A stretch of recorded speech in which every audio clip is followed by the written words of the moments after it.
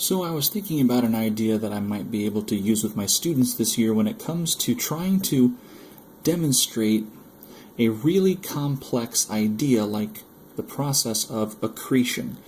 And what I've got here is I've got some Play-Doh. I have a 2 and almost 3/4 year old, and I've got a 9-week-old in my house. So young kids means Play-Doh. At least not for the 9-week-old, but for the 2 and almost 3/4 year old, yeah, definitely. Well, when we're playing with Play-Doh, he likes to take the Play-Doh and he likes to break it up into pieces.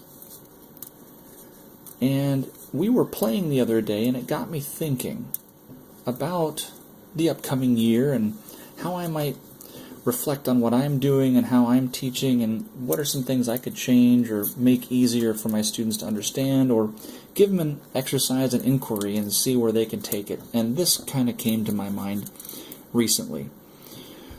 If you look at this, little pieces of Play-Doh, and the piece of Play-Doh I started with was about the size of a quarter. So if you give a student some Play-Doh and have them break them up into pieces, you can begin to tell them the story, and they can move right along with you as you have a piece of Play-Doh there in front of the class. And after the Big Bang, at least what we think we know is that there was a lot of pieces of stuff just blown everywhere in space. And what we think happened is the really small bits, if they got close enough together, the really small bits started to attract each other. And well, now this is a bigger bit. And it's got more mass, therefore it's got more gravitational attraction, and 2 bits that were about the same size maybe started to attract and collide, and now it's bigger still.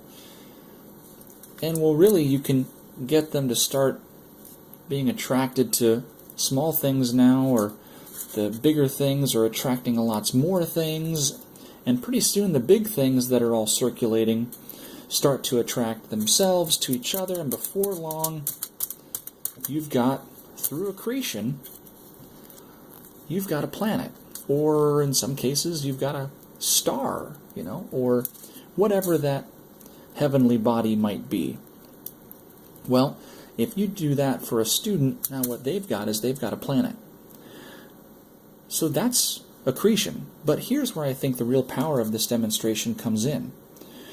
Now that the student has a planet, you can ask them, okay, using only this material, now that you've formed the planet, how are you going to get things like mountains? And by the way, you can't add any new Play-Doh to this ball.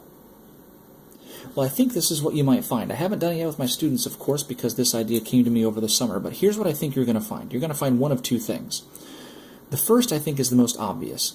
You're going to start seeing students pinching together, right, to make mountains on their planet surface. That's probably the most common way you're going to see it done in class. The other way, it's a little bit more creative, is actually you might see students digging in and kind of carving out so that there's a valley in between now what will become 2 higher pieces of the surrounding Play-Doh. So you've either got your pushing together or you're kind of scouring out. And what they will later realize is this is wind and water and ice erosion. And over here, this is simply convergent plate boundaries colliding, and you've got uplift, and now you've got what scientists call orogenies, or mountain building events.